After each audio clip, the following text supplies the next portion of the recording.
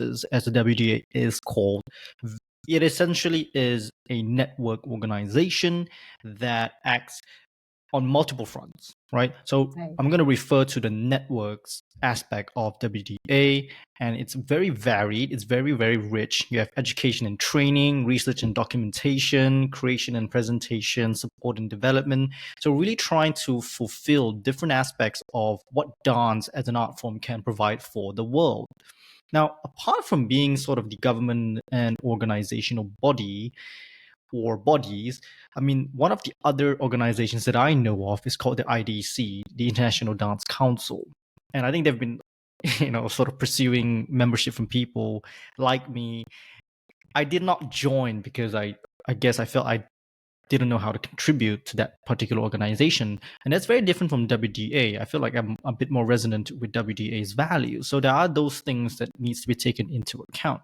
Now, what do you think, and how else does WDA, through the networks, like I said, contribute to the progress of dance, apart from just being sort of the governing body, the representational body? Is there something within the art itself that WDA can fulfill that is not necessarily represented through the sort of bureaucratic or organizational methods? So let me talk about the networks very briefly. At one point, WDA was at a crossroads regarding how to keep it alive through the years. So one thing is to exist from one conference to the other and organize that well, and people coming together.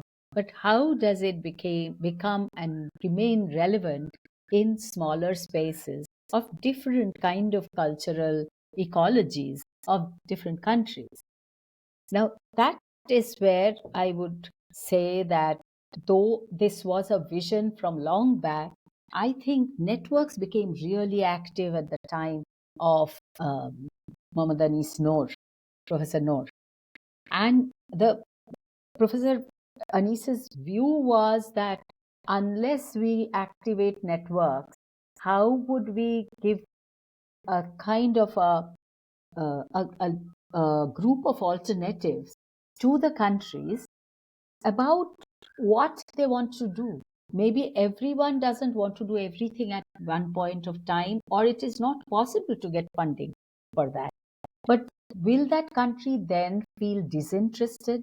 Or is it that the networks can actually, become the points of connect with the larger body? So if you see, Research and Documentation Network has been very, very active in WDA because of academics, the number of academics who are there and who bring their own funds and then, actually travel to conferences, of course, on one hand, but on the other, because of the book series, a book series which has been celebrating dance, and then there are books, 9 books of different countries, and that is published by Routledge. It has a kind of edited representation of authors from that particular country, an editor from that country, and a whole section which is the artists' voices. So it actually kind of imagines a space within the published world and also reserves a space for practitioners who otherwise feel that, this kind of an organization invisibilizes practice. One thing that WDA really actually claims is beyond academics, the practice, the presence of the practitioners, the importance of practitioners, the importance of young practitioners. So and then we can come to the kind of published journals, the conference proceedings, and also small kinds of reviewings, editing, and a kind of network of academic exchanges.